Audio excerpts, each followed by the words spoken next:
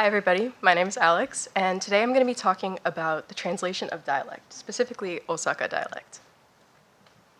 So first of all, what is translation? We know that translation plays a crucial role in enabling cross-cultural communication, but I feel like the artistic side of it often goes unrecognized. It's rarely as easy as plugging something into Google Translate and just taking whatever it spits out. A translator's responsibility, ultimately, is to represent a work in a different language. But that doesn't just mean translating the words, that also means translating the meaning, the cultural context, and the author's intent. So because of this, it's rarely as simple as a one-to-one conversion between languages. It requires a lot of thought, care, creativity, and it has to be very deliberately crafted. So there are a number of things that can pose challenges to translators during a translation process. For instance, puns, rhymes, abstract concepts that are culture-specific, or other cultural nuances. All of these things are considered sometimes to be untranslatable, and yet we have to find a way to translate them. So how do we translate them in a way that is both faithful to the original text and also accessible to English readers? And then to make things even more complicated, what about dialect? Dialect is something that's inherently location-specific, and English readers likely have no background knowledge of the region, the culture, or the language differences. So what's the best way to convey that in English? And this brings me to my project, which involved the research of translation theory relating to dialect and an application of that research into a partial translation of the award-winning novella Breasts and Eggs by Miyako Kawakami.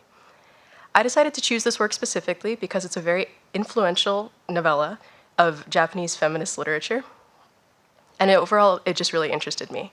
And part of what made it so interesting is that the narration, along with all of the dialogue and other stuff, is in Osaka dialect. So you might have heard of the novel Breasts and Eggs, but actually the novella and the novel are two different texts. They both have Osaka dialect in them, but it's much more prominent in the novella, so I decided to focus on that for my research. So in terms of translating dialect, there are a number of different ways that you can go about doing things. First, you could disregard it, standardize all the text completely, but while this makes it very accessible and digestible to English readers, you are taking away something that was deliberately chosen by the author, so you might lose something in the process.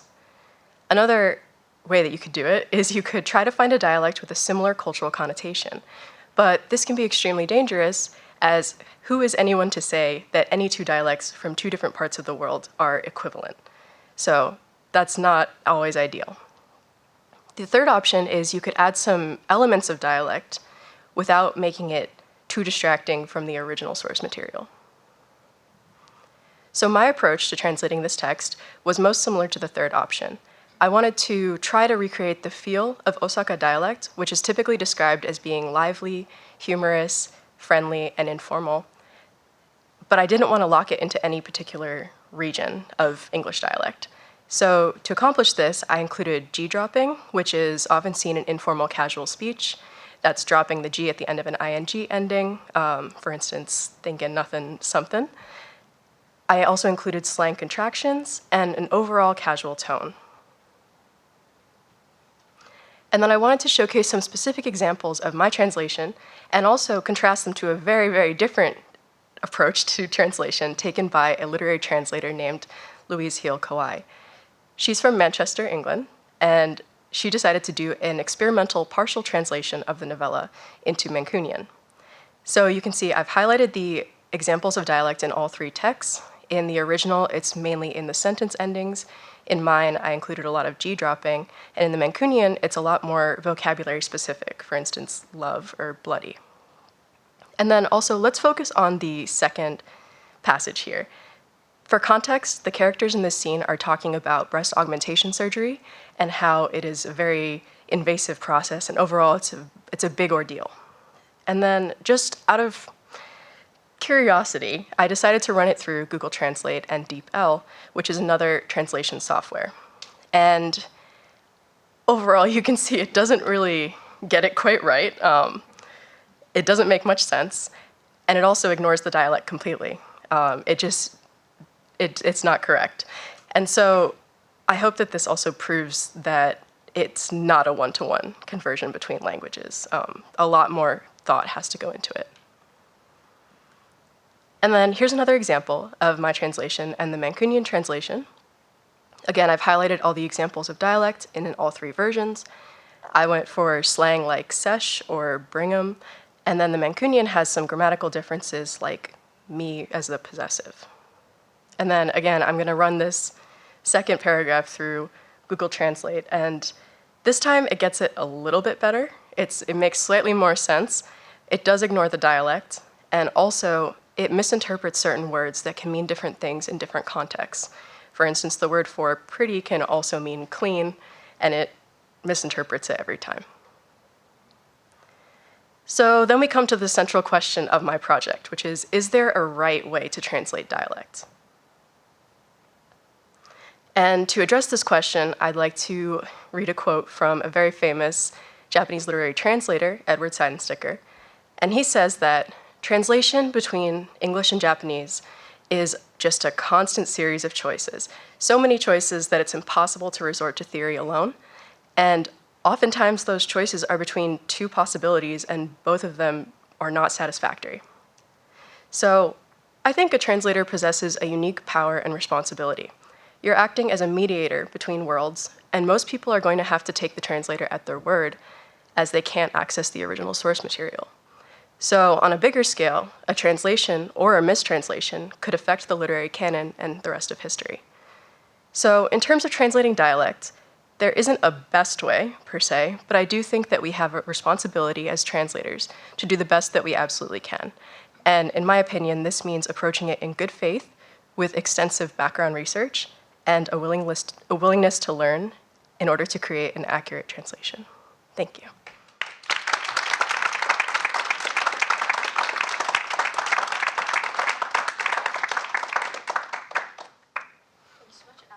We'll now move on to the Q&A portion.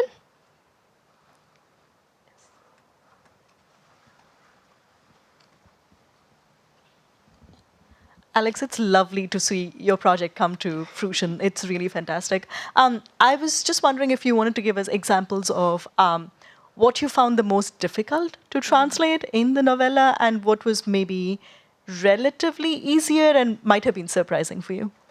Yeah, that's a great question. So I think what I found relatively easier is some of the more grammatical differences, like the sentence endings are different in the dialect. But I think what gave me a little bit of trouble, especially, was the Osaka-specific slang and expressions. I had to do a lot of research into like different forums to figure out what they were trying to say, because oftentimes the slang means something else in standard Japanese, so you could interpret it wrong very easily. So I would say that was probably the hardest. Hi, thank you so much for your fantastic presentation. I was wondering specifically, you talked about how in eliminating the dialect entirely, there's something that's lost there. And I was wondering what specifically in this case with breasts and eggs that would be. Yeah, so it's kind of hard to verbalize like exactly what is being lost there, but I will say that the author included the dialect for a reason. And in this case, the characters are from Osaka. They're speaking to each other in the Osaka dialect. So ultimately, by making that standard Japanese, it's kind of, you're losing out on some extra element that adds to their character, I would say. Thank you.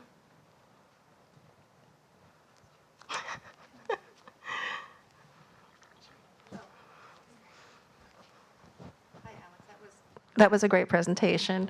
I was curious about the use of the dialect, whether there's any, how it's perceived in Japan.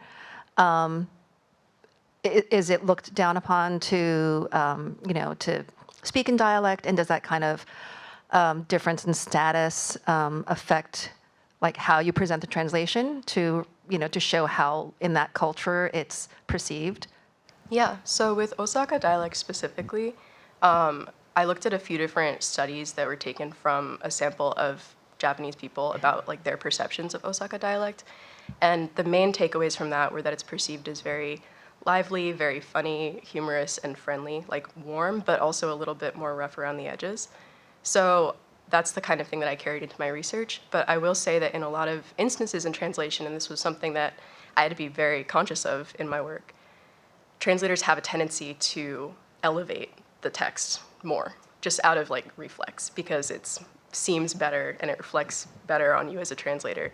But it does change the work ultimately, because you're elevating something that's originally not there. And also you're saying that how it was originally is not correct, which is also strange to say.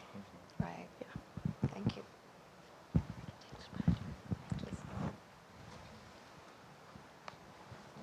I'm wondering, because English isn't necessarily, other than regionally, a dialect-heavy language, like in America, there's not a major dialectical difference between different regions. Do you feel like this kind of dialect-specific translation could be easier in other languages that do have more regionally specific dialects, or would it be more of the same? That's a great question. I do think that no matter what the language is, you do still run into the issue of you would be making the assumption that two dialects and two regions and two cultures are comparable. And a lot of people can take offense to that because they're like, who are you to speak for us, to say that we're the same as them, that type of thing. So I do think you have to be cautious of that in any language.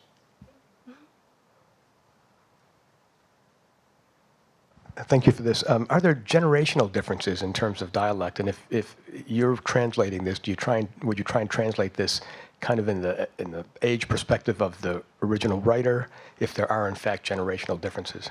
Yeah, I do think you have to be very conscious of the voices of the characters that you're trying to translate. So you have to take into account their age, gender, socioeconomic status, where sort of they fit into society, and how they would likely speak in that context.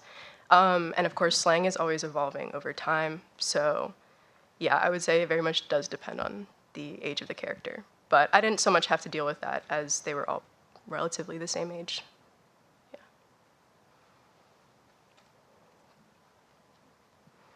And do translators ever get feedback from the original author?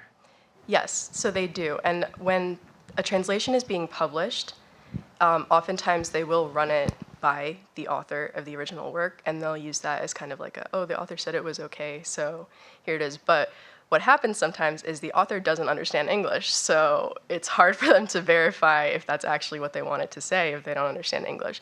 And oftentimes they don't take the time to, like fully have that all interpreted. So yeah, they do, but it's tricky.